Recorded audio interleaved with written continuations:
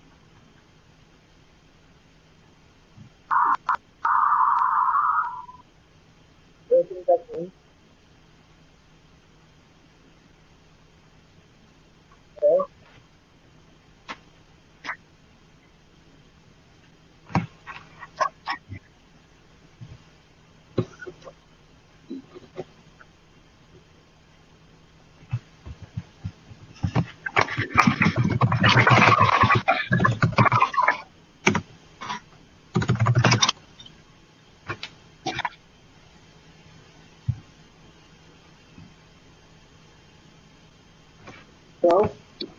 I can hear you, Kevin. I cannot hear the class. Yeah, is the professor even speaking? Can you hear us? Yeah, so here I can hear like you, but I can't hear the class. I don't know if you I can't hear the class either.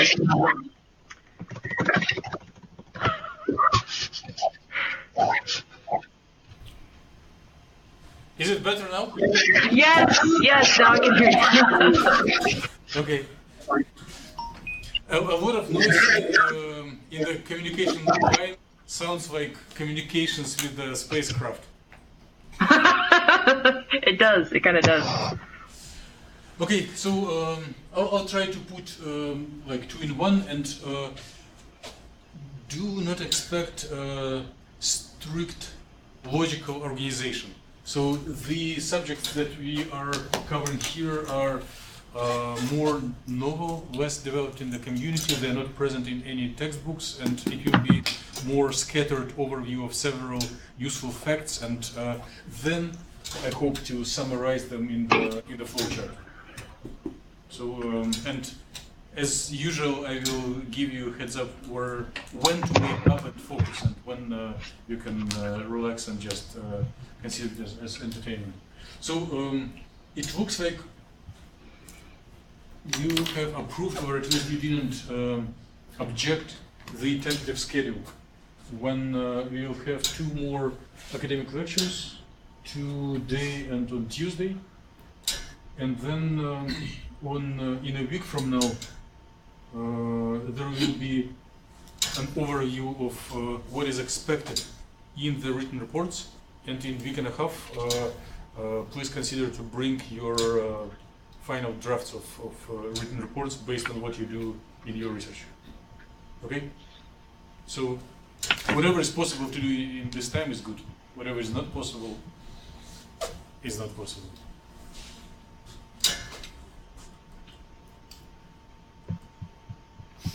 Oh, I need to do the same table about your project. It's about previous one. And we discussed this chart before several times, so you feel comfortable with it. So setting up temperature, then running molecular dynamics, and then see how this molecular dynamics affects the electronic properties of the systems. And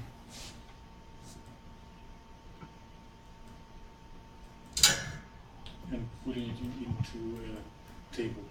So I'll go over things that we did last time, and just it's the best time to take a nap and relax. So you seem to be very proficient in flowchart of DFT, right? When density gives you potential, potential gives you a quantum equation for orbitals, and orbitals give you total density, and then you repeat it again. In some texts, instead of letter rho, one uses the letter n. And by using by either rho or n, you can see whether it is physicist or chemist. So chemists like rho, physicists like n. Here are some notations for functionals that neither one of us is need. But if you will be browsing through some literature, you may just see them so that you know where to look if things have some strange abbreviations. And we discussed a couple of times how to formulate what? LDA? What is LDA? Local density approximation. Yeah, so it's simplest functional, which can be formulated either for singlets or spin polarized systems, right? Okay. Who of you need spin polarized systems in your research? There are some. There is a recent discovery. Well, Ben may need it, and Gage. I don't know. Maybe you do not realize it, but I looked on your system. You do need spin polarized calculations, with guarantee. So anyone else can skip it if you're not planning to discuss magnetic materials. So we spent some time on this slide, and does it look reasonable or completely useless? So Looks good. Yeah. what's our excited state expert Mead thinks about this slide? It's very messy. Good. I appreciate your evaluation. But what is the goal? What does it introduce? Well, it looks like. Oh. I remember we talked about the subscript of like I and J. How come they're both the same, or how come they're, even though we're looking at the same, something's the same and then they're different for some reason. Hey, Hannes, how are you? Okay. So what do you think about this slide, other than it is messy? Contain blue and red. Good. I like your positive attitude. But what else? What was the goal? Why should we? Huh? Oh no. What are we looking? Okay, so the idea was you didn't need the indices to be they can be the same, but you didn't need them to be the same. Okay. Let me formulate a question that you may like better. So, switch on photographic mode of your eyes and brains. Photograph this slide into your random RAM. And now I'm going to flip a couple of slides back into the DFT flowchart. Come on. So, to which of these boxes this messy slide relates at most? Third one down. 1, 2, 3. Right? Any? Or the fourth. Yes. Anyone wants to agree or disagree with Mary? It'd be the fourth. Okay. This is correct, but any other opinions or any arguments for why the box number 4 relates to this messy slide that we discussed? Because it's a summation with those indices, right? Yes. So And then what does this box 4 tell us about? the position, Density as The function density. of position, but how do we compose density? Where the density is coming from? Summing orbitals. our Comshawn orbitals. Some of Kohn-Sham orbitals, right? Which Kohn-Sham orbitals? Let me, in case someone tells anything glorious, we'll focus camera on the class. So which Kohn-Sham orbitals are added together? Same as Anas told about the messy slide that it has red and blue, you can answer philosophically without deepening. Like, there are good and bad Kohn-Sham orbitals, and we are adding together good. Oh, so you mean like occupied, unoccupied kind of thing? Yes. Okay, so Occupied. occupied. So Okay. you add together the occupied Kohn-Sham orbitals, and not just orbitals, orbitals squared, right? And the indices I missed here, and it may discouraged most of us to answer this question. That there should be index that I runs from 1 to comma, right? So we're adding together all the occupied orbitals, and it gives us total density, right? Make sense? Yes. Adding together occupied orbitals gives us total density. You're not going to object against it, are you? Trying to think of what you're defining as density. Yeah. That would be the total density, right? Total density, yes. So that's Density is our not like, DOS. I'm dense today, but density is not like in Archimedes' law. Like, gold is denser than water, and we'll see. Yeah. Density of electrons. Number But this of would be, per unit volume. wouldn't this be our density of the density of states? Wouldn't this relate to our DOS, right? Oh, it's so good you raised this question. We should have more free discussions rather than boring lecturing. No, those are different things. Okay. Well, okay. So the Kohn-Sham orbitals relates to the. Can I add a comment and then you'll continue the discussion? So, Density difference of this density of electrons here and density of states in that all of us are plotting in the labs and reports.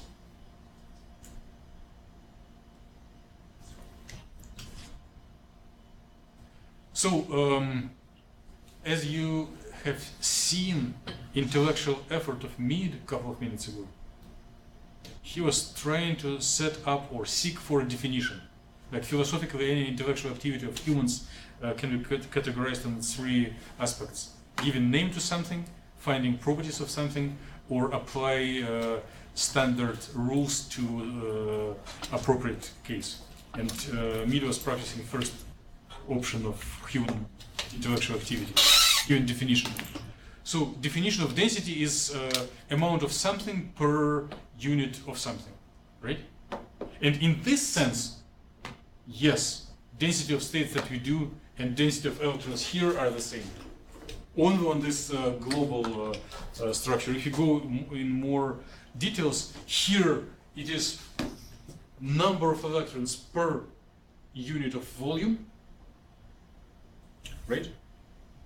Number of electrons per unit of volume. If there are many electrons per unit of volume, they are dense in the specific area of space. And in density, and this is typically 3-dimensional. And in the DOS that we all are plotting, it's number of energy levels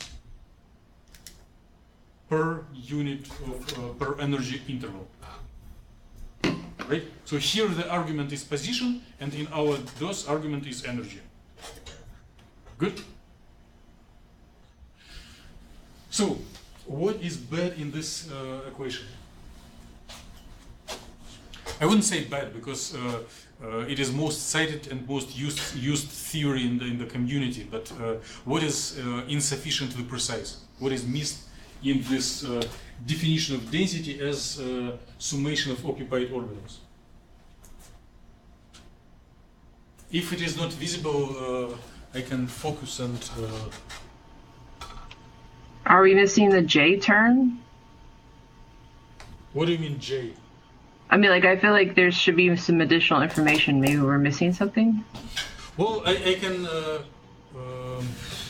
put more, make it more defined, like I goes from 1 to comma. That's it. Okay. But not in the way how it is written, but generally in the idea. Adding together absolute value squared of orbitals that are occupied. What is missed here if we want to make global theory of everything?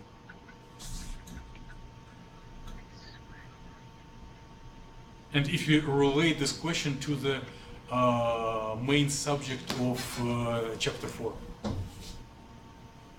Excited states? Yes. Excited states? Yes. Okay. So we are subsequently going for all orbitals from 1 to HOMO, and we are skipping all orbitals starting from LUMO, right? But does this structure relate, corresponds, describes anything of excited state? Right? No. So this is a bad equation because it doesn't cover excited states. And very often we do need excited states. Right? DFT is only valid for ground state, right? Yes. There will be no time in the remaining of semester to go with rigor as we did before, even to attempt. But there are theorems about TDDFT that it also will give something useful. But right now we are trying to update DFT or concepts of DFT to the level that will approximately cover excited states. A little disclaimer, there will be no time in the course to cover configuration interaction, coupled clusters, and things like that, which could be really useful, especially configuration interactions. But we are focusing on TDDFT because it is practically most useful. So what should be changed to this equation in order to cover excited states?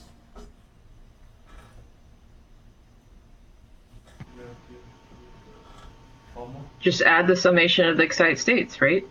Like there is also, let me bring in a little disclaimer that I always skip and forget, even for myself and in writing. One should be very careful with two types of terms: orbitals and states. And it is very big temptation to mix these two concepts. But state is state of overall system.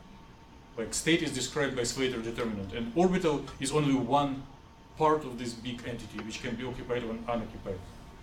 But if you want to describe excited states, we may include unoccupied orbitals, right?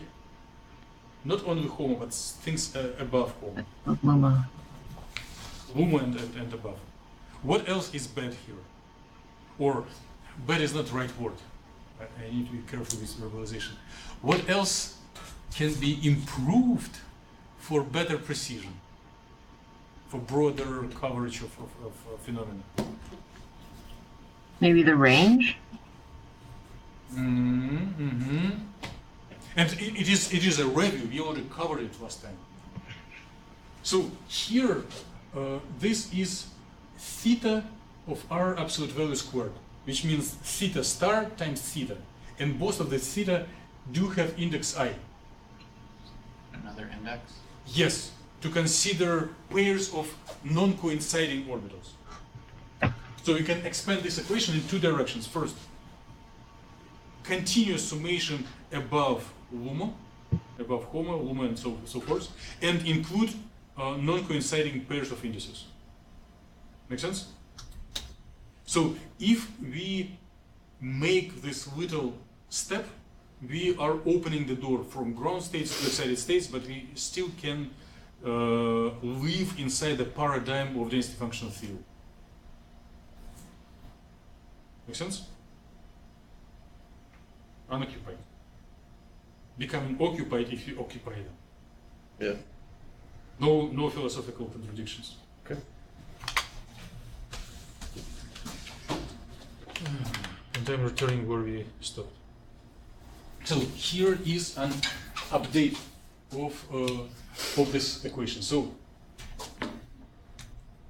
we are updating an equation for total density of electrons per in a specific point of space, number of electrons per space, and we are trying to relate density of electrons in a specific point of space to Kohn-Sham orbitals. And again, some people in the community may catch you if you will use word molecular orbitals. Do not use it related to DFT. Molecular orbitals for Hardy-Fock, CHEM orbitals are just for DFT. Remember, we were browsing in a crazy space where electrons do not interact to each other. So it is a CHEM space and CHEM orbitals. So before we were adding together states with coinciding indices, now we have this non-coinciding, right? And our summation can go up to infinity. Good? But if you want to be so general, before we had only pair of orbitals and summation. And now, since we are going wildly into any possible pairs of orbitals, we are not sure which of the pairs contribute more or contribute less to the total density, right? So we need to provide scaling factor, weight, in front of each pair of orbitals. Make sense? And this scaling factor in front of pair of orbitals is a set of numbers with two indices, which is typically a matrix. And this matrix relates to total density. So it will be not wrong to call it density matrix. Okay? So in case we want to connect this expression to our old-fashioned ground state, DFT, we can set up density matrix with only diagonal elements, so that only pairs where indices coincide are considered, and with all elements past HOMO are zeros, right? So if we introduce new equation, but use this limitation to density matrix, then we are not doing anything new. We are still staying within old-fashioned DFT. Good?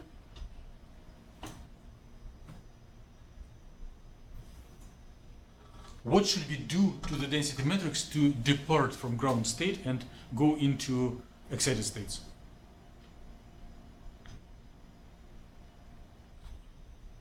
Include the LUMO.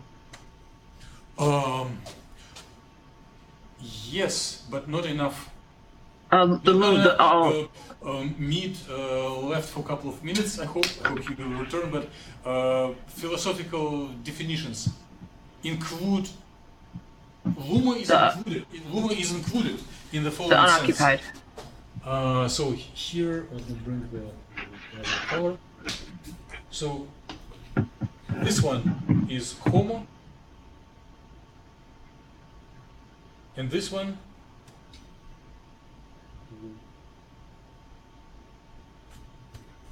is LUMO. Right.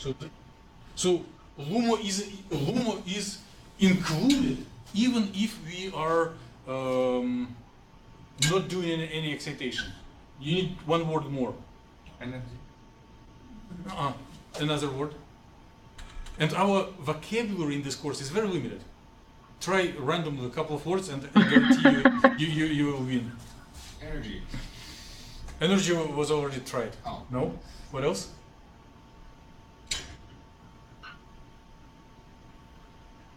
So, in the if you apply to regular DFT, we take. So here is a list of orbitals, and this number 111 is occupations. How many electrons is on a given electron? And So we go further. You need to We go change further down. occupations. You need. Yeah. You are right that you need to include LUMO, but the correct missing word, we need to include occupation on LUMO. Oh, okay. Right now we have 0 on LUMO, and we should have like 1 or maybe some fractional occupation. And right now we are not very precise. I will condense our discussion in more rigorous form, but generally we need to depart from this pattern of occupation. We need to bring, to consider possibility of bringing occupation above LUMO, and we need to consider bringing some non-zero values for off-diagonal terms. And if we consider these possibilities, then the density function theory will be, how to say, extrapolated to excited states.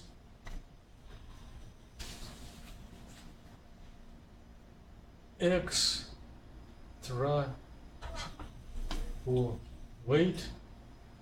DFT. Again, nothing new. We are still doing a review. So here is our density matrix in the ground state. There are 4 segments. Segment from 1 to HOMO for orbitals that were occupied in the ground state.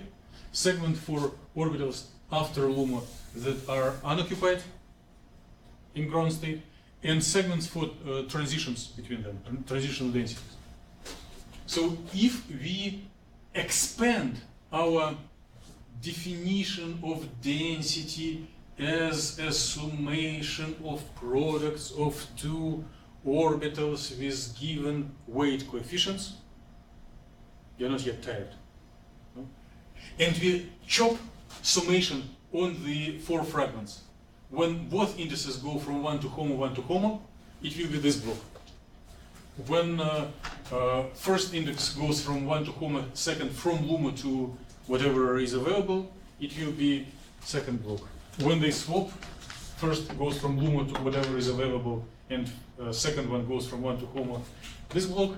And when both indices scan orbitals above LUMO, it will be the fourth block, right? And in some sense, there is nothing new compared to previous slide, but this formulation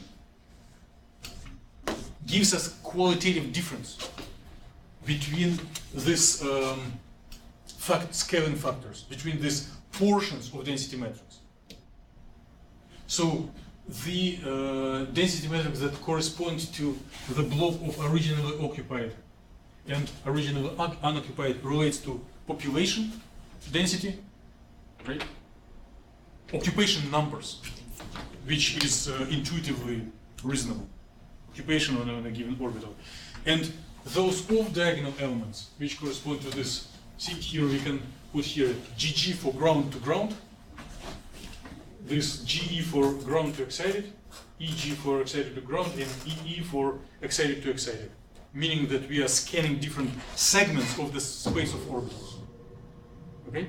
And if you are looking for this GE, ground to excited, and EG, excited to ground, it will be transition density, or part of the density matrix that corresponds to transition density.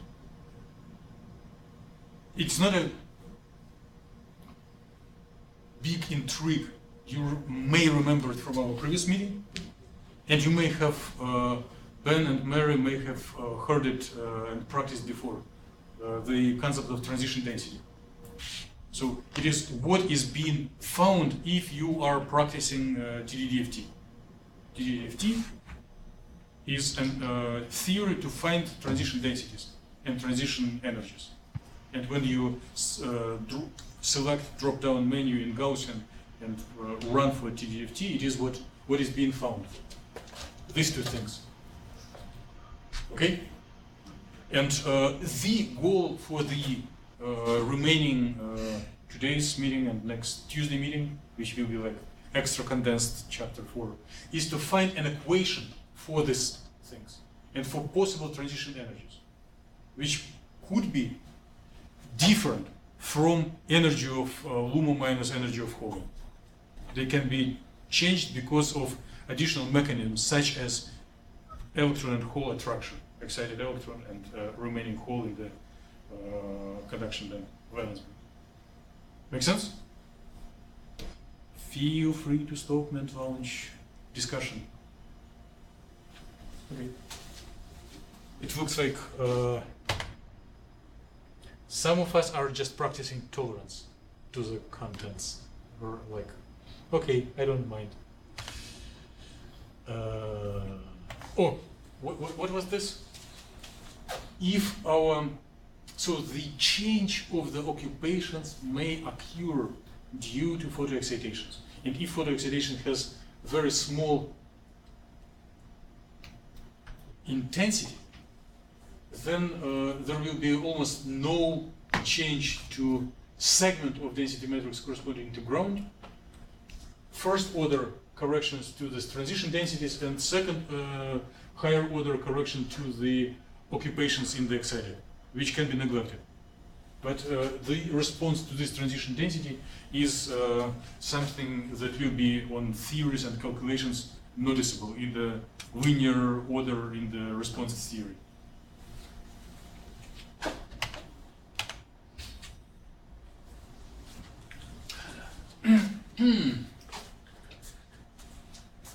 I hate pre-made slides.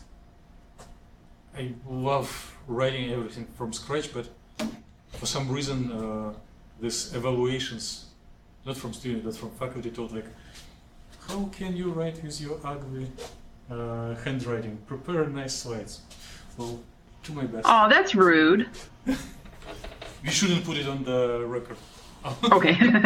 Okay. So, what is shown here? Let's make guesses. The But density or density matrix, or both? Yeah. So, okay, density matrix. And is there any connection between previous slides and what is shown here? Yeah. So what do you see? It's the same kind of thing about where they're occupied, like between, or where they're interacting with the ground and the excited, and then, you know, et cetera, like how we showed in the diagram that you showed before. Like the green part's going to be the 1, 1, 1, and then the orange, the yellow, and the blue are going to be like the circles, and then the Transition right, densities. and that kind of transition densities. And then the one at the bottom is going to be the unoccupied, Excellent. or the, yeah. Right. So green block,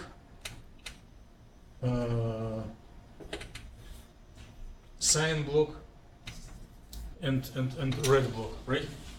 So this is common abbreviation of everything included in this transition density. And here are elements of transition density. Right? And this is rho GG is common for this red block that includes this populations. So in case, well, this writing is already ugly and large. But in some sense it is minimalistic. It would be applicable maybe for hydrogen molecule only, when we have only 2 occupied orbitals. If like HOMO is orbital number 2 and HOMO minus 1 is orbital 1, like only 2 occupied orbitals, and everything up is empty, right? So here are explicit labels for I and J.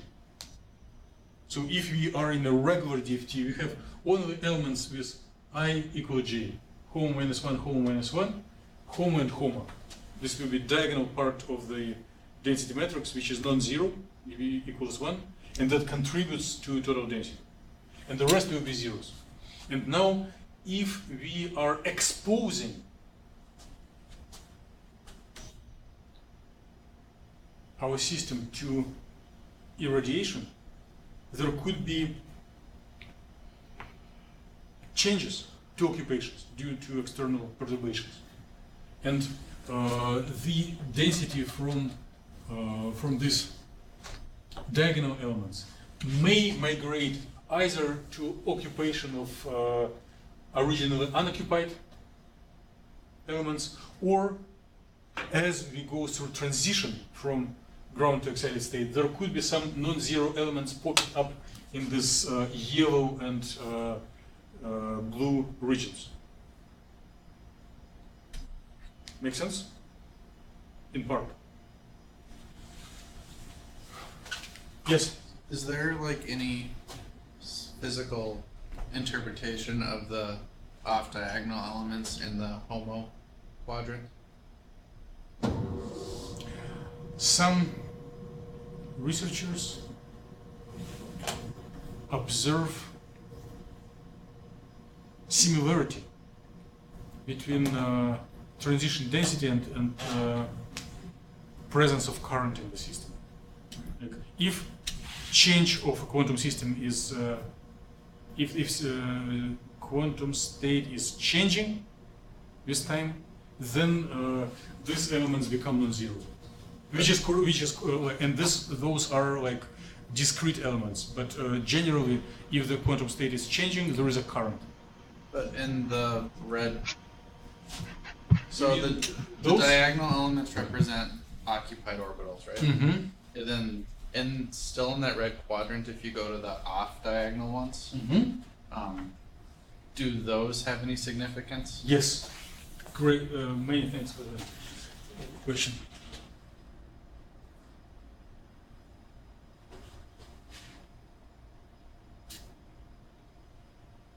So, those transitions by light and, for example, here, transitions by interaction with lattice vibrations, like photons and phonons. If quantum state of model is changing with time due to interaction with lattice vibrations, if there is a dissipation of heat, then these elements will become non-zero. If transitions in the quantum system occur due to interaction with light, in the visible range, if there are transitions from like valence to conduction band, then these elements will become non-zero. I have an extended question. Please. How does this at all relate to polarons? Or polarons at all relate to this? Would be the better way to ask that. Good question. In simplified way, no. But Okay. if you are not getting tired, or if I'm not getting tired during our discussions, I do have slides related to polarons or their Oh, animals. cool. Okay, nice. Okay. So there is a little thing that Dimitri, yes. Like, I was thinking like when you're talking about the excited state, Uh-huh. excited state is kind of a pseudo state, no? So it will be coming to the ground state by a fluorescence, no? So how will you represent that state, that phenomena?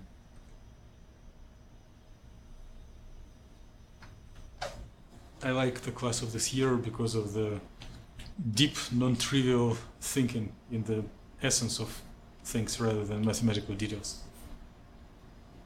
There is a big lie in quantum theory. So if you were taking basic introductory quantum theory in the past, or if you're planning to take it in the near future, you will, your teacher or your books will lie to you in a certain aspect.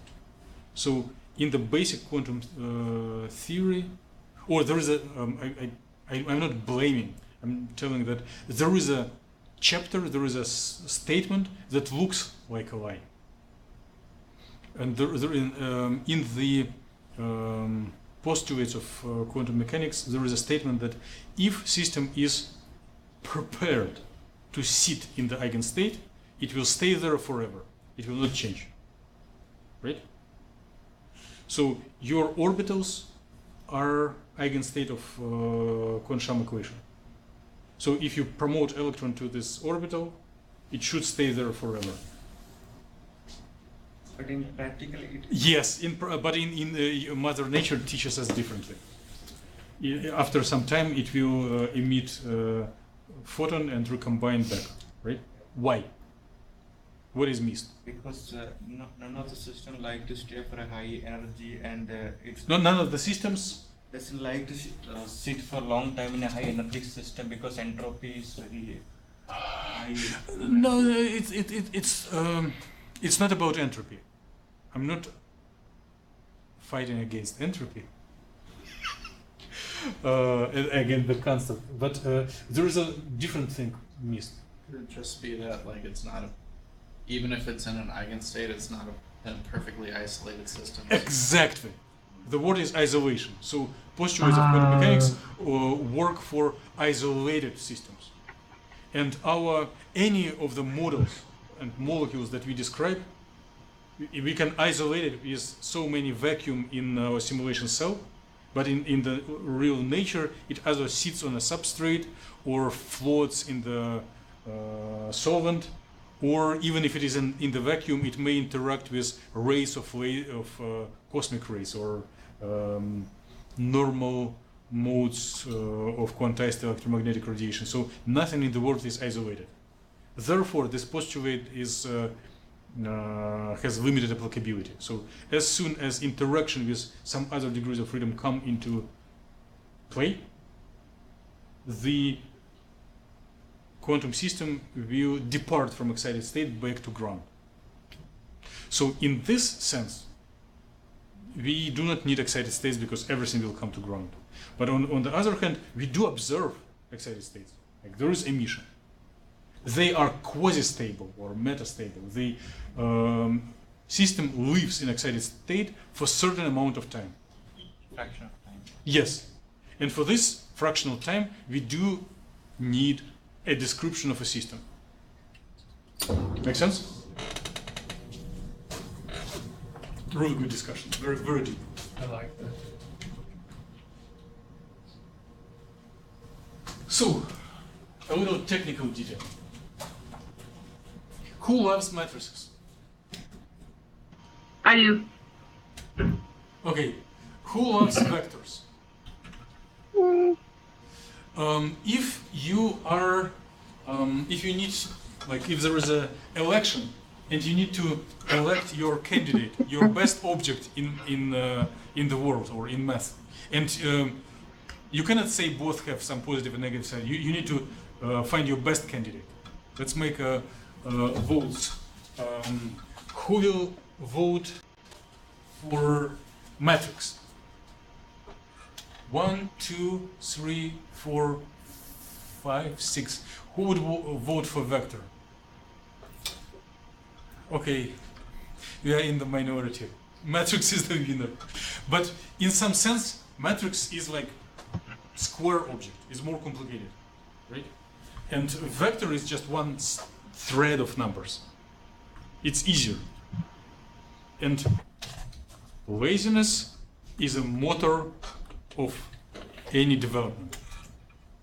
So by human nature, we try to find the simplest possible object, or the simplest possible explanation. So unfortunately, we are in different boats, but I voted for vectors.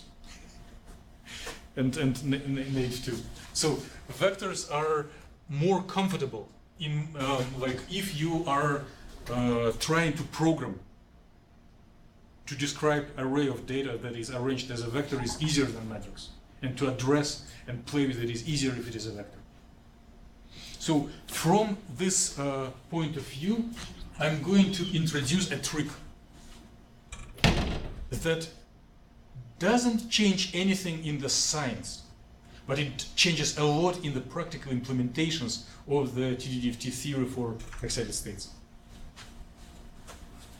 So here is your rho GE, transition density part of the density matrix, right? And we are taking an example, only a small fraction. So it is upper right. Transition from HOMO to LUMO, from HOMO minus 1 to LUMO plus 1, HOMO LUMO plus 1, HOMO minus 1, LUMO. No one can punish me for suggestion to rewrite this segment of data in a vector format. I'm not telling anything about the values of these density matrix elements. I'm just rewriting them in the most convenient way.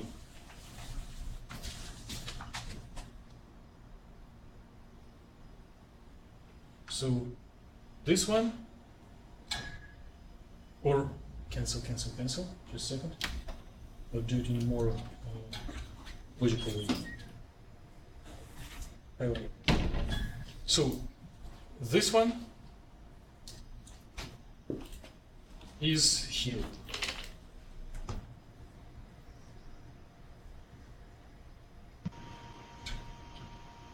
This one is there.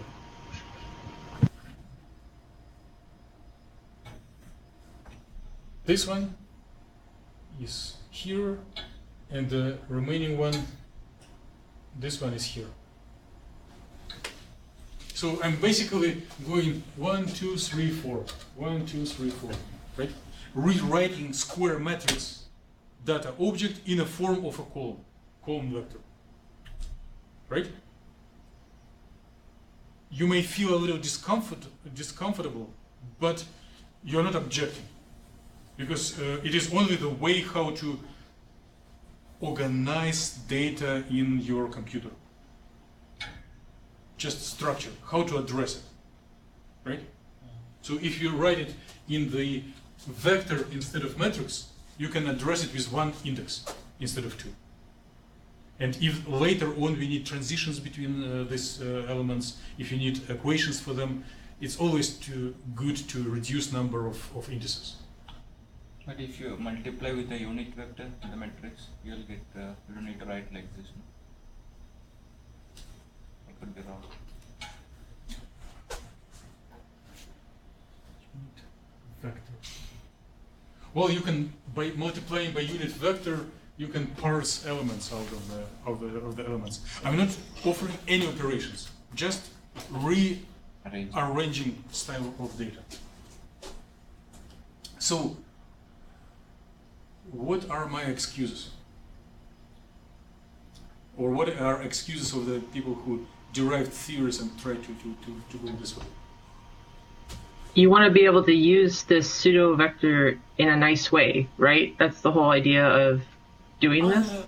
Excellent. It is why I love the class of this year. So it's deep understanding of the background ideas without going too far into details. Yes, absolutely correct. So remember we discussed that TD-DFT theory is a theory for transition, to find transition densities. At least I'm expecting Ben and Mary to agree with this statement. With respect to time as well. I will make additional comment about time. There Yes. is a detective story about time. Oh, okay. And I'm not ready to keep intrigue until the last moment. Okay. The theory is called time-dependent density functional theory, but in equations there is no time. And I will explain why. Or I can tell it right now, because time dependence can be removed by making Fourier transform from time domain to frequency domain. If you wanted answer to this intrigue, but I will intentionally cover it. So, TD-DFT is a theory to find transition densities. And anything we can efficiently do in modern science, the only thing that we can do, the only operation that is possible, except searching databases and making linear regressions for cheminformatics. Okay, it's one thing, and another is to diagonalize matrices. The math, different chapters of math have a lot of advanced chapters, but in practical sense, the 90% of problems that are possible to solve by humankind can be reduced to diagonalizing of matrices. And it is very good attempt to reduce any problem we are solving to diagonalization of matrices, because there are standard packages to do. Okay? diagonalizing matrices is the same. Again, someone quote me on bringing deception to the audience. Diagonalizing of matrix is the same as finding eigenvalues and eigenvectors, right? So, in some sense, any vector that we do not know is an eigenvector of some matrix. So if we need to find a vector, it means we need to formulate matrix by diagonalizing, and by diagonalizing such matrix, we will obtain this vector. Like this idea? No? But you are not opposing it strongly. So, the logic is that it is standard practice of humankind. Like if some vector is unknown, highly likely it will be eigenvector of one of the matrices. And TDDFT can be formulated as an eigenvalue problem for transition densities formulated as vectors. I'm presenting it in very unorthodox way. I'm trying to do small steps. Typically, one starts with like Hamiltonian and Schrödinger equation and then arrives to the things at the very end. But maybe it will bring all of us to the same page quicker if you go this reverse direction. So we are looking for a matrix by diagonalizing which we will get this vector as a solution. And eigenvalue of this matrix will be transition energy that pops up at the energy at which system absorbs light.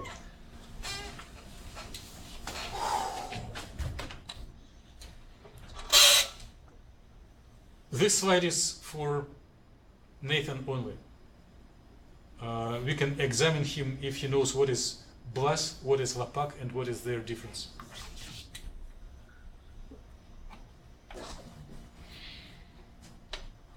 I used to know what Lapac was. Good enough.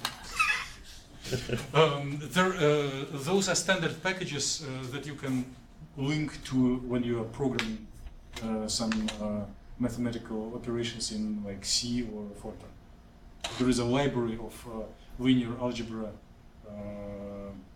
standard operations, and they are optimized to run very efficiently, and they include diagonalization of matrices. And it is possible to parallelize over multiple CPUs and multiple nodes. So, almost done, and I appreciate your patience and intellectual effort. We need one more step with definitions.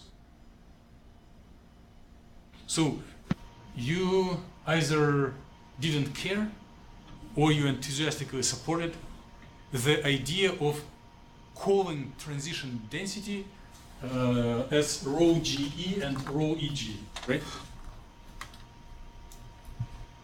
And Nathan would think of them as like evidence of current in the system.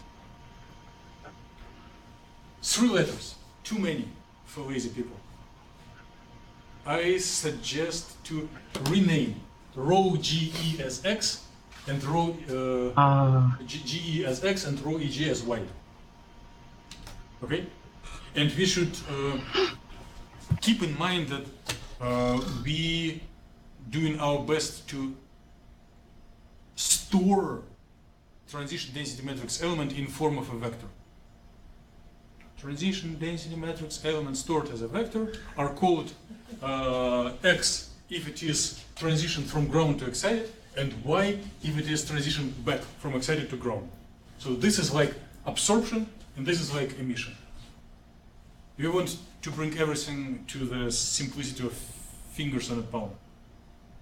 X absorption, Y emission. And those are vectors.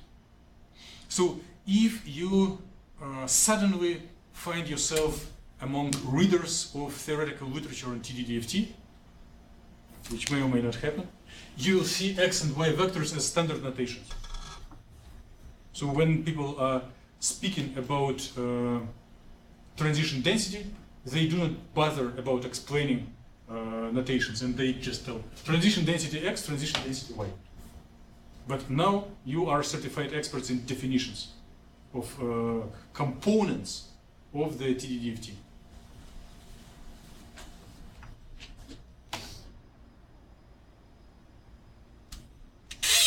So we need to derive equation to find x and y vectors. Okay.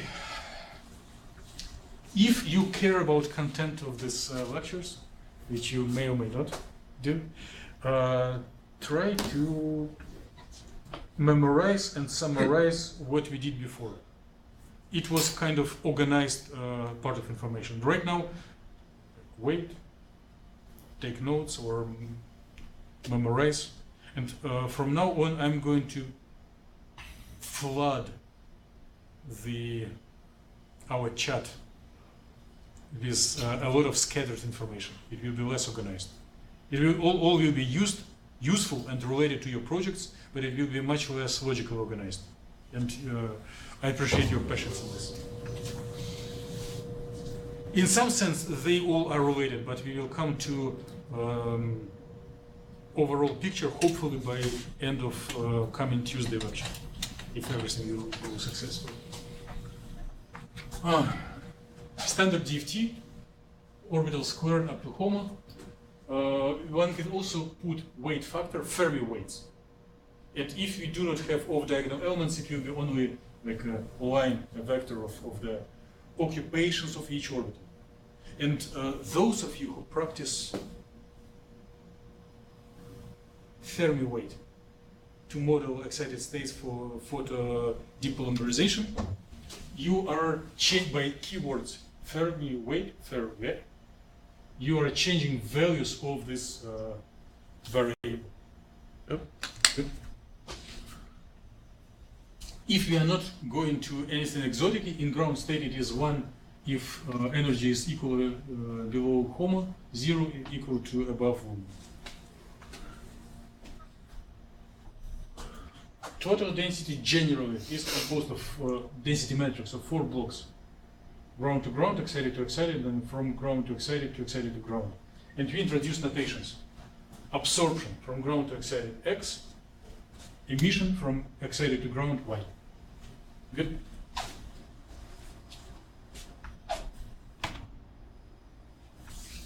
So, a little chapter by request and demand of the audience. If you do not like the slide and its explanation, do not blame me, blame Mary. She requested something on tolerance, but I hope everyone will like it, at least the subject. So,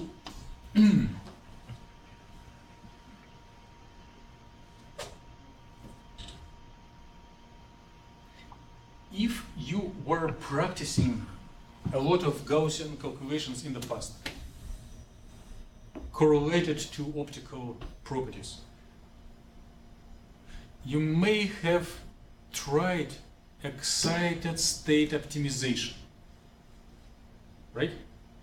So the idea is, and right now for this semester project, this is most important for me. So his project is basically based on this figure, and it will be very expected that he will show something like this during his presentation. So, personal message. Thank you. Good. So, and Gage and Ben were exposed to this discussion at the last lectures of the PChem. So, in case we do have, we consider system in 2 electronic states, not orbital, states, ground and excited. And we do have all geometry, many degrees of freedom, but we reduce them to just one symbolic degree of freedom. So in ground state, we do have equilibrium. And if we are away from equilibrium, we can optimize it. And through optimization, we will find the minimum. It is what we always do, and what we played on about lecture 6 or 7, when we pretended that we all are little computers and we are finding the minimum of parabola through algorithm. I have a question. Please. Is the red to the red a Stokes shift, or is that something different? I know it looks like we're about ready to cover it, but... We didn't. We didn't. Okay. Blue minus red is a Stokes shift. Okay. The blue minus the red. Yes. I'll probably make it. Okay, got it. Focus so that we see more details. So in ground state we optimize and fine to the minimum. So main idea of the polarons and UV spectroscopy of soft molecules, including polymers, including photo-degrading polymers, that equilibrium geometry upon promoting system into excited state will be at different position.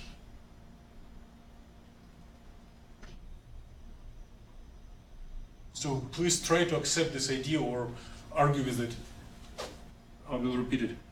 It is the only new idea. The rest will be technical details how to wrap it up. Again, equilibrium geometry for excited state configuration, electronic configuration, is often different from equilibrium geometry of ground state configuration. Basically, like you have a molecule, you excite it, and it re-optimizes to different shape. And if you help it to recombine back into ground state, it will re-optimize back to original ground state. So it will correspond to this path. Excite, re-optimize, emit, re-optimize again. Make sense? So how can we add quantitative symbols to describe it, not by words, but by specific symbols? So we do have two potential energy surfaces, one for excited state and one for ground state. Ground state, excited state. We do have two equilibrium positions, one for ground state, another for excited state.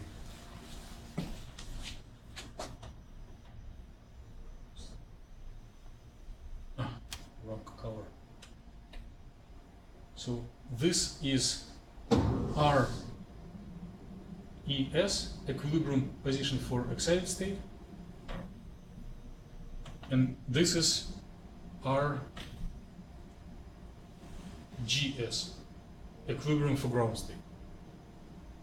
This is EES, energy as for in the excited state configuration. This is EGS.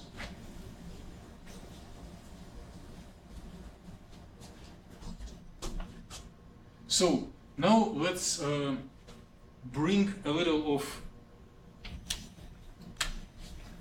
quantitative symbols that will allow us to quantitatively assess these processes to this picture.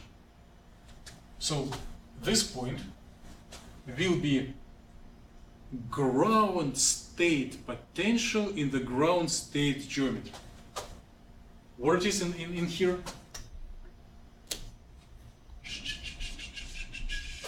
I need to design a game. You want to know? Okay, right? So E with symbol with index GS and the position RGS. Ground state potential in the ground state geometry.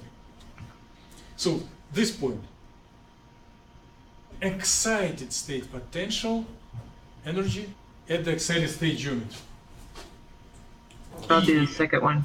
Yeah, EES, RES. Excited state potential in the excited state geometry. And there are two more.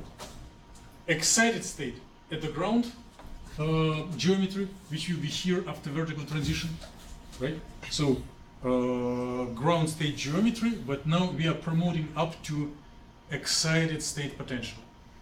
So we will call it E excited, R ground. Good. And the last one, E ground state at the position at the geometry of excited state. Yep. Now we need to assess energy differences.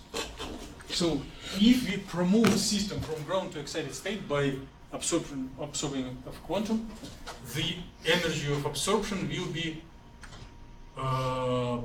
excited state potential in ground state geometry minus ground state potential in ground state geometry. Right? So blue arrow is this vertical transition for absorption, EVA, vertical transition for absorption. Excited minus ground in ground state geometry. Good? Now, if after some time, and many thanks to Anas, what will happen if we have recombination after some time? If it emits, so it will excited minus ground in the excited state geometry. Excited minus ground in the excited state geometry.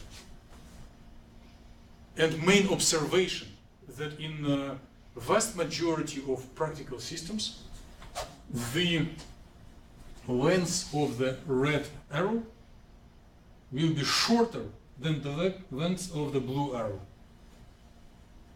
Make sense? No one wants to object? So, absorption and emission of light occur at different wavelengths or at different transition energy. And the colors here are selected with intention. Larger energy is a blue shift, smaller energy is a red shift. Or you can tell it on the language of wavelengths. Shorter wavelengths is a blue shift, longer wavelengths is a red shift. So absorption is blue shifted, emission is red shifted. And if you want to characterize ability of like a property of material to follow this trend, we need to subtract this length of these two lines. And would that be our polaron then? It will be Stokes shift. A Stokes shift. In terms of spectroscopy. Okay. The polaron. Now, I've told you about Stokes shift, but specifically about polarons.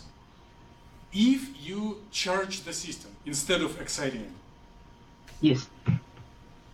the potential energy surface in the charged state will have different equilibrium geometry.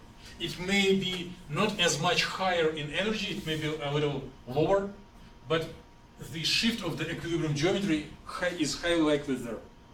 And in substantial part of community, polaron is change of geometry of a model induced by charging of a system. So Makes it's sense? almost like an external field applied to your system, kind of? There is no external field. You injected or removed electron by some external perturbation, and then its system is in itself. Okay. The polaronic Got it. state is also eigenstate of a system if you just modify total number of electrons. Okay. Good? But Yes? Yes? there could be some instance like the emitted spectra will be much more energy state than the given spectra, like coupling 2 or 3. This is the oversimplified situation with only 2 electronic states.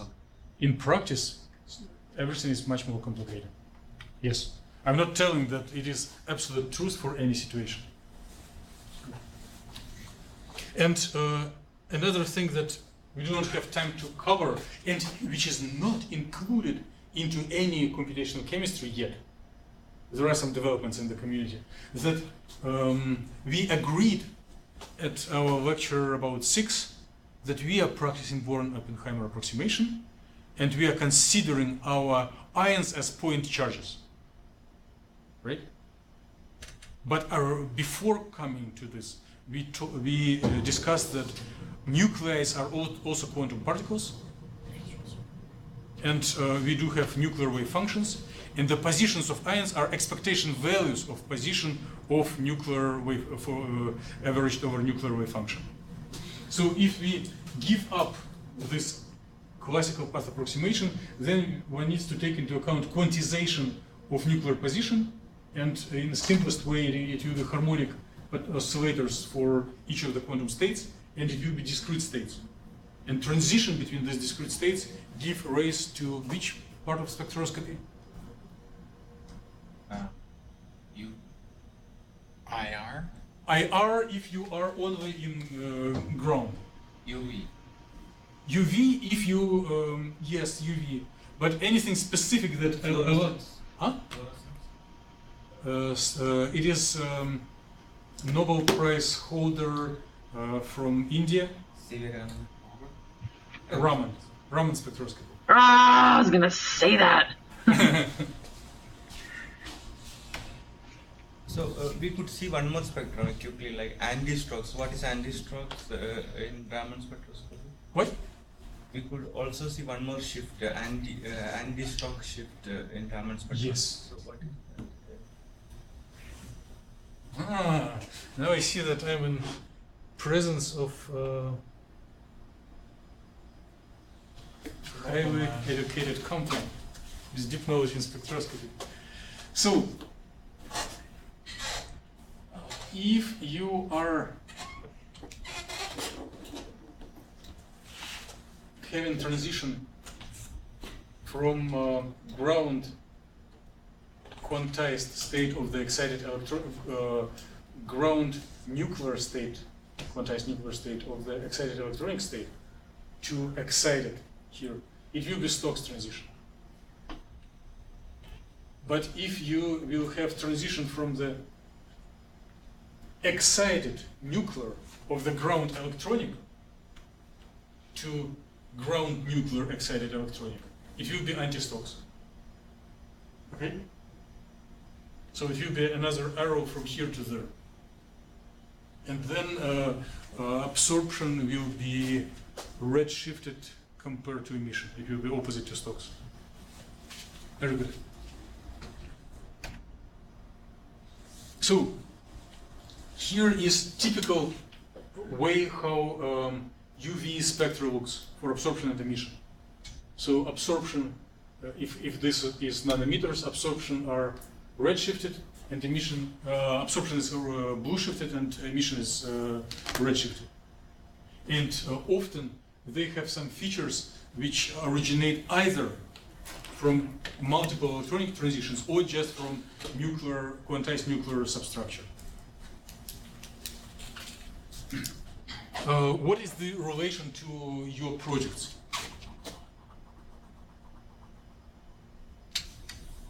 Each written report, each public communication has section of discussion where you tell what you like or dislike about your writing. And you can tell, like, by classical path approximation, I'm not quantizing nuclei and missing some substructure in the absorption spectrum.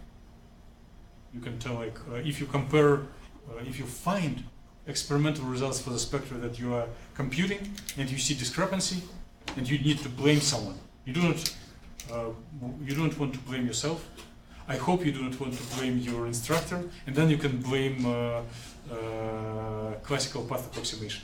Tell them we are not including it, therefore we are missing some details. Yeah, here are just an examples of this absorption and emission in different systems.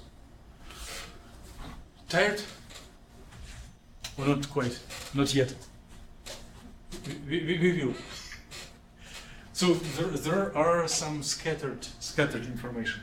Here it is heads up about one of the aspects that we will quickly do on coming Wednesday.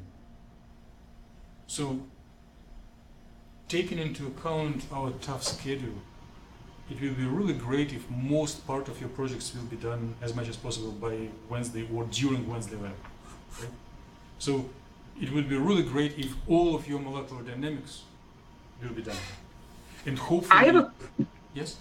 Please go I ahead. have a question. So I'm a little, because I'm afraid I might get scattered. For the methodology, can we maybe see some, I know you have in the booklet, there was some examples in there, but can we have some electronic examples sent, like, of something like just to know we are on the right path? Not necessarily everything's going to apply to our systems, but I want to make sure, I mean, I've got ideas, but, or would it be better if we just generate it, send it to you for feedback, and then go back and forth that way?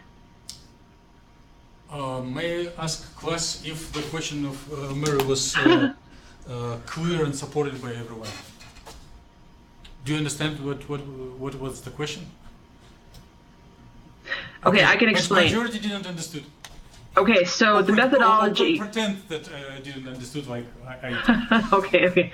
So for everyone, I mean, if folks have written papers, they know about this. The methodology is the background of what we're doing. So like you have the background, you have the methodology, you have those details, go ahead. So are you asking about the procedure of research activity or just writing methodology section for the report? Specifically the methodology, like how in depth we should go. Section in the written report. Do not worry. Okay. I have something in mind and I will provide help. If you can express yourself and summarize something from the lecture, it will be super good. But even if you feel it is hard, there will be help. All right. This aspect. Cool. Thanks.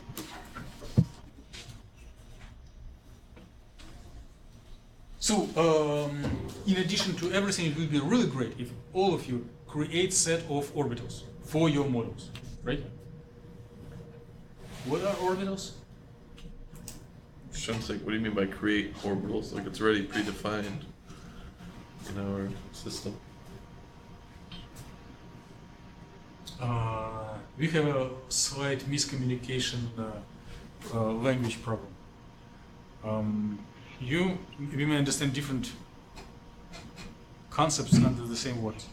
So, please consider to have part charge files ready in your directories. I would call it create orbitals. Okay, and several projects are related to charge transfer or analysis of shapes of orbitals as they can contribute to stronger or weaker emission, right? On one hand. On another hand, we all love orbitals, or most of us. But and it is easy to use this EINT tag in the in-car interval, energy interval, and create part charge files for like 100 part charge files. Do we have space to plot all of them? Do we have space to put all of them in the written report or presentation? No way. Although they are really colorful and scientifically useful. So how to address this change of analyzing huge, or I wouldn't say huge, but substantial number of orbitals and keeping space that you deliver to your audience small? Oh, I can answer that. Please do. Okay. And actually, the answer is there on the board, but please answer. Well, okay, so my understanding is that the Homo Lumo was really important looking at the orbitals, but you can also do like so many up and so many down. You don't need to express all of them because it's around what's happening in the band gap that's interesting. And you can, and if you have things that jump deep into the band gap and to the unoccupied, sure, maybe you can go up plus 20, but that may not be something we need to do in this case. So just looking at like maybe like 3 above, 3 below, Homo Lumo, whatever the case may be, 3 to 6 should be, I don't know, that's my opinion. That's how I understand it, but. Yeah, that's good, but it is the way just to limit yourself in analysis of smaller range. But what if you really see in your oscillator strength file that the most optically intense transition happens from Homo minus 50 to Lumo plus 70? Right. And you really want to analyze their shape and make correlation. Or you do see that orbit like Homo and Lumo plus, from Homo to Lumo plus 10 there is a substantial charge transfer from quantum dot to the die. Of course, you can make your orbitals tiny and fit 20 orbitals into page, but most of people will not read it or will not be able to understand difference. So orbitals are defined as three-dimensional objects, but charge transfer often happens only in one direction, along, let's say, z direction, right? So why don't we try, and we will try, if you will have part charge files, we will try it on Wednesday. Why don't we try to consider part charge as density as function of x, y, and z, right? Three-dimensional. And then one can reduce it to one dimension by integrating out x and y. So taking this three-dimensional function and integrate over x and y. So we neglect anything that happens in x and y direction and focus on dependence on z. In case you are interested in charge transfer along z direction, it will be the most important thing for you. And the part charge files come from the optimization, right? From Invest. Anytime VASP completes successfully, it does generate wave car. Well, not if it's doing molecular dynamic. Wait. Well, okay. As soon as it is normal termination, not there will be a wave car. And as soon as you have a healthy wave car, which most of you need anyway to generating spectra, there is another in car. So you need to make mix these two components in U directly. Same as in wet chemistry, you need a beaker and components, right? One component is wave car, another component is specific in car for orbitals. You mix them and it generates part charge files. So Right, we did that last time, so, or yes, in a couple labs before. Same as cube gen for Okay. Gaussian, right? Okay. And in just in case, if you do not see wave car, it should be L wave equals true in your in car. Typically, it is there by templates. So there will be script shared with everyone to integrate over x and y and make the part charge orbitals as function of z, which is really useful tool for analyzing charge transfer. And there will be, if time allows, another script that integrates over all three dimensions, but multiplies by, so it will be like by position operator, so it will be expectation value of position. Then you reduce all orbital, which is like million numbers, into just three numbers. Expectation value of x, y, and z. Good? It was one piece of scattered information. And here is the name of the script that does it. Band integrate. And here are the examples, like three-dimensional orbitals. After integrating along x and y, it will show only dependence on z. And for orbitals localized in different part of atomic model, it will be different profiles.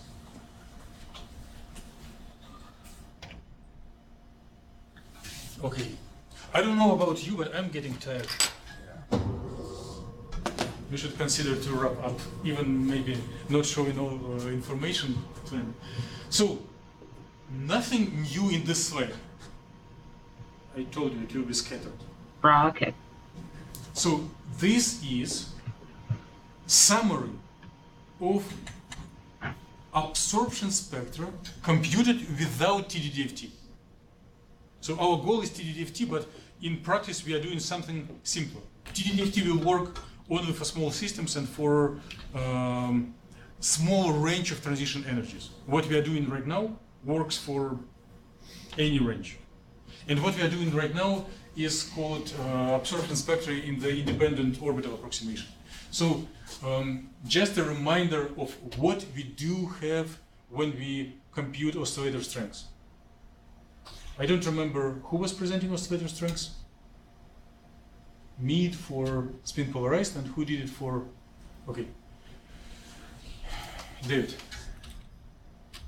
So you presented like what is the content of the oscillator strength file, and last three columns are values, three x and y and z components of transition density.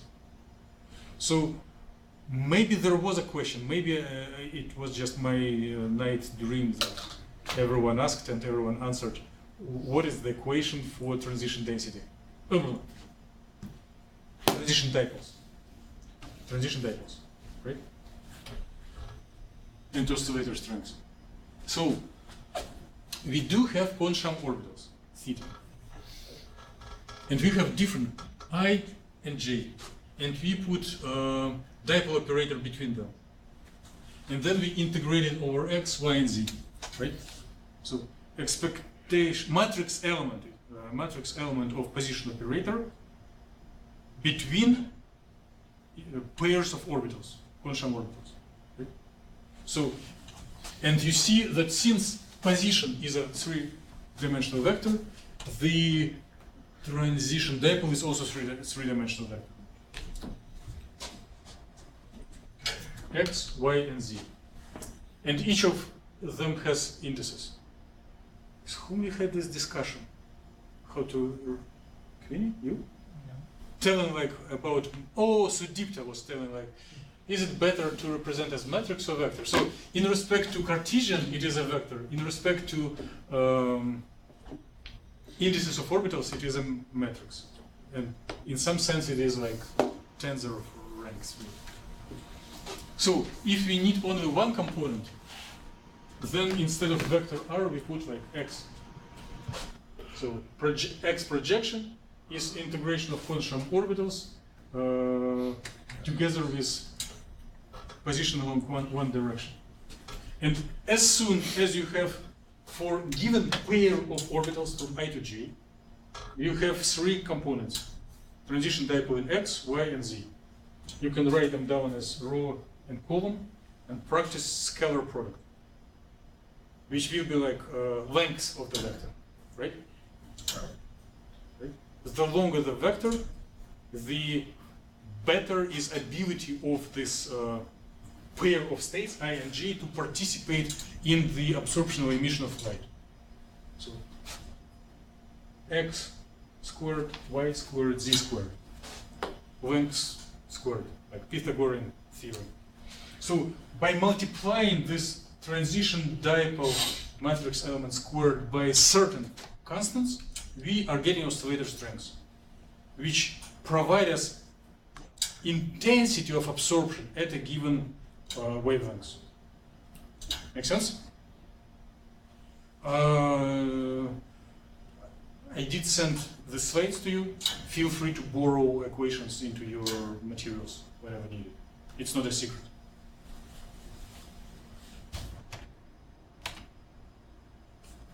And I'm always forgetting these constants, and once in a while we need to summarize them.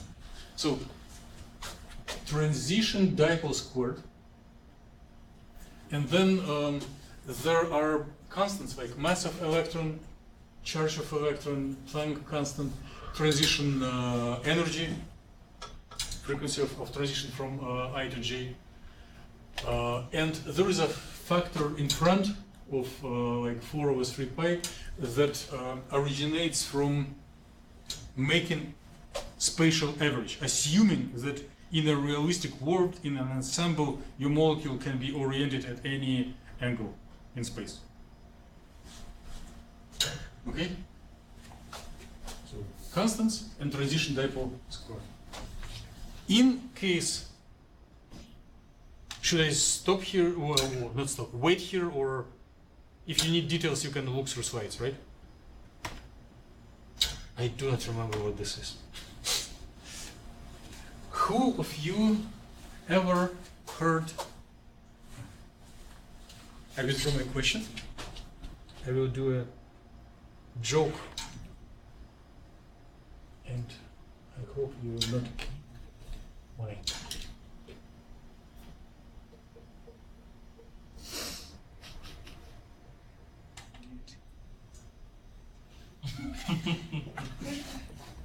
who is in the focus of camera? Oh, love Yeah. your shirt. So, I know it is Mead, but who is in the very focus of the camera? Einstein. Good. Okay. Now, what is shown on the slides? Huh? Who ever heard about Einstein coefficients? 1, 2, 3. Who never heard about Einstein coefficients?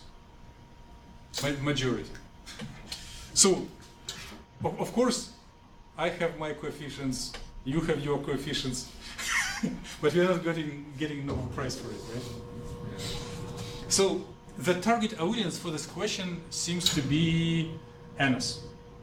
He knows this material just in a slightly different language, scientific language, from more experimental background. From his discussion, it looks like he's very experienced in it. So,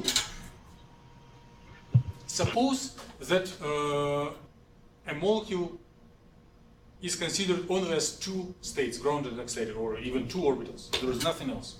Two quantum states, ground and excited. And we do have light that is able to promote system from ground to excited. So it is exactly, if NSE would live 120 years ago and ask the same questions, you would get Nobel Prize ahead of Einstein. You formulated questions perfectly. So what if we excited our system from ground to excited state? Would it stay there forever, or would it relax sometimes? Would it heat the environment by dissipating energy in form of temperature, or would it emit a quantum? Could be either or both, or either. Exactly. And philosophically, we already discussed it, and we all agreed that since, thanks to Nathan, since neither one system in the world is isolated, the quantum state will not live forever. It will go back to the ground sometimes.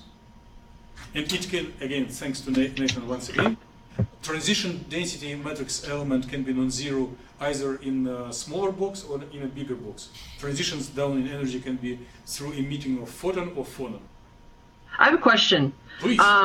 So relating to solar cell devices in terms of being efficient, there's always like this, like, they're not very efficient, or they're trying to improve efficiency, and it's always below that. Is that directly related to their lifetimes? Are we trying to extend their lifetimes because we know in the end it's going to go back down to the ground state, so we're just trying to improve efficiency to get it longer emissions? Is that kind of the goal with solar cell technology?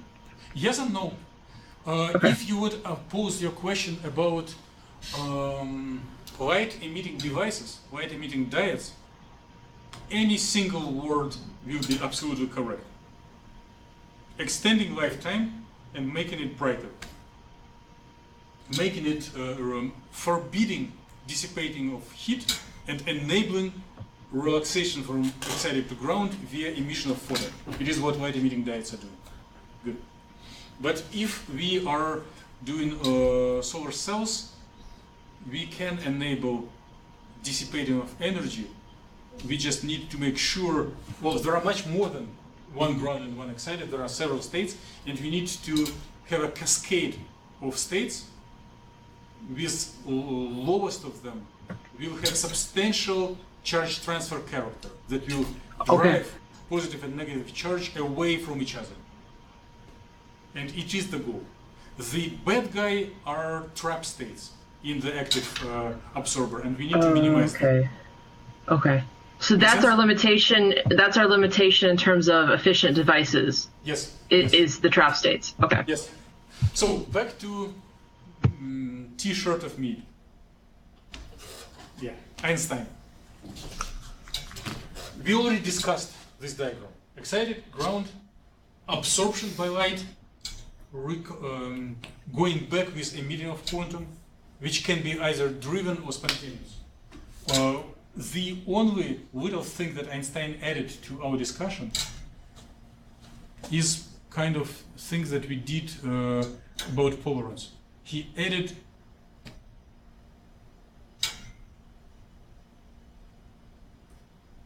quantitative description. So designed symbols and established relations with them. So established a language how we can discuss these lifetime problems with certain symbols in more rigorous way. Okay? So and these symbols that show about rate of either excitation or relaxation, which is inverse of lifetime. Right? Rate and lifetime are correlated. Lifetime is 1 over rate, or rate is 1 over lifetime. Good? So the coefficients here are stimulated and spontaneous. Stimulated is when they are stimulated, right? Is when transitions between ground and excited occur due to present persistent electromagnetic radiation. If you excite your light absorber with light, it can absorb light. But the same light can induce transition back to the ground. Right? So if you irradiate optically active material with intense light, the occupation will shuttle, forcing back from ground to excited. When it will shuttle up, it is spontaneous absorption. When it will shuttle down, it is spontaneous emission. Okay? Then if we shut off the shuttle, if we switch off the external radiation, and the system is, at the time when system is in the excited state, then Enos with his philosophical discussion comes into play. Will it stay forever there, or will it go back?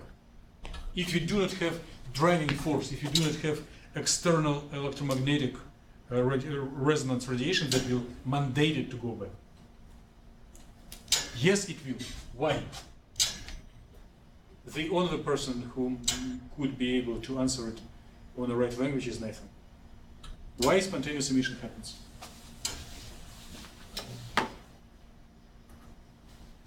It's not completely isolated. It's still interacting with some things. Yes, interacting with what? A non-zero field of some sort. Non-zero field. Which field? In this class we know only one field, electromagnetic, right? We do not know about weak gravitational electromagnetic field. So with zero ground state of quantized electromagnetic field. Gage and Ben and the rest of us know that energy of harmonic oscillator, even in ground state, is non-zero, is 1/2 of h bar omega. And harmonic oscillator is not only oscillating molecules. Any light existing in the universe, even if we do not assign the ray to go one or another direction, electromagnetic radiation is also can be represented as harmonic oscillators. And each mode, each frequency of existing electromagnetic radiation has its zero oscillations corresponding to ground state of harmonic oscillator. So even if we do not do anything, there is background electromagnetic radiation. So this background electromagnetic radiation will induce spontaneous emission. So any system, even if we hide it in a bunker against any catastrophe, if you put it in a vacuum, in a liquid helium, still there will be interaction with ground state of electromagnetic radiation. And therefore, for us it will look like spontaneous. Suddenly, it will jump back to the ground. Rate is very small. Time for spontaneous emission is much smaller, or several orders of magnitude of the induced, but it still exists. For good emitters, it is nanoseconds. For bad emitters, it could be like microseconds. But it's definitely longer than any human activity, shorter than any human activity. Good? And I was too ambitious making plans for today's meeting, but I'm very tired. But stimulating emission. The rate of stimulated absorption and stimulated emission is related to transition dipole absolute value squared and is related to oscillator strength. Okay. In some sense,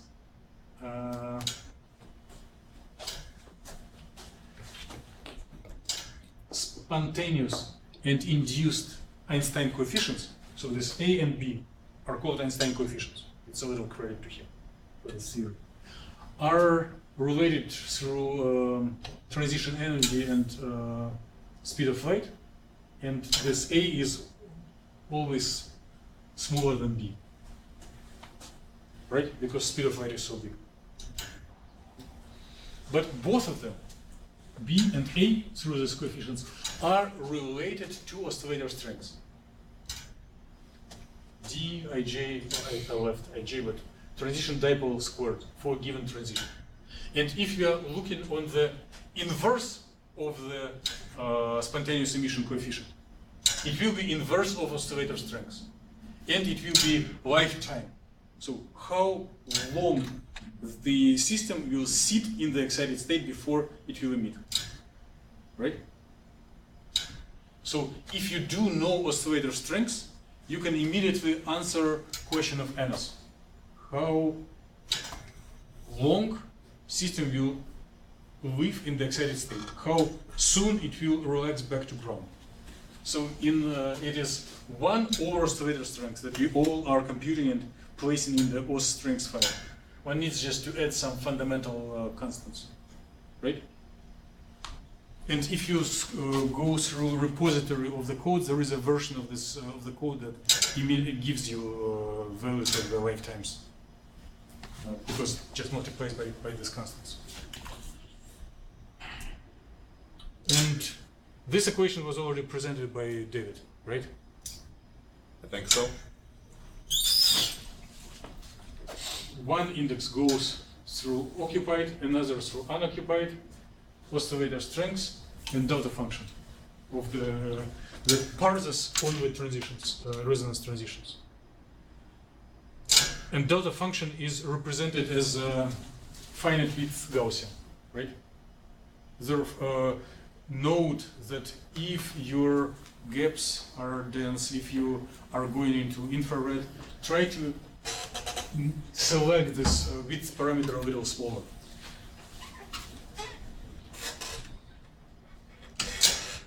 Okay, Stokes shift, we done.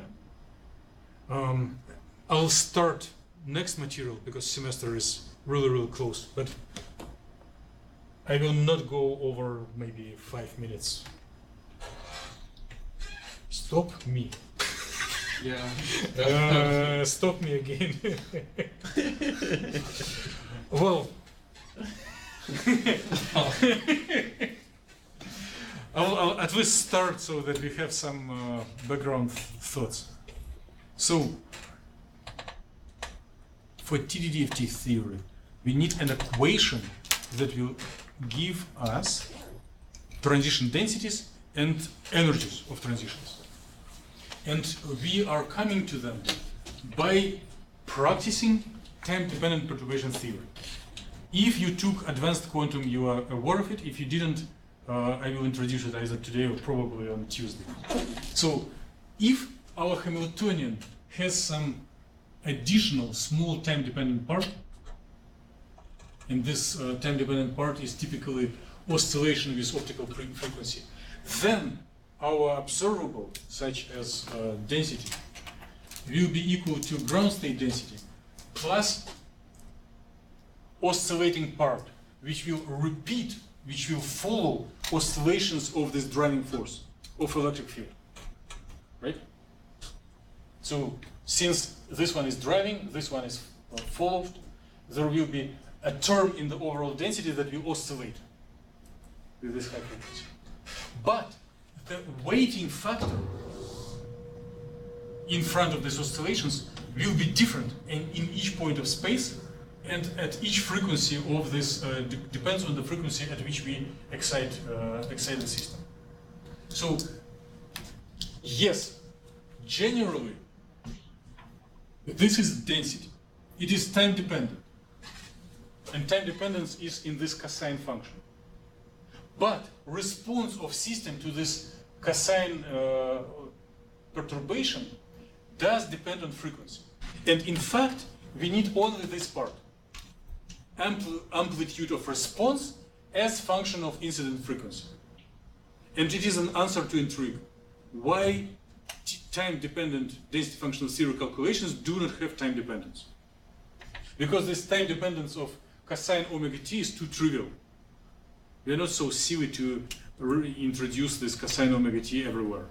We can just skip it and write equation for this transition density amplitude. Good? And the overall energy of the excited system is different from the energy of the ground state by the quantum of light that was absorbed by h bar omega. So mathematically, goal of TDFT theory is to find this transition density that depends on omega and find those omega at which system is able to absorb energy. Good? Stop me. Stop me.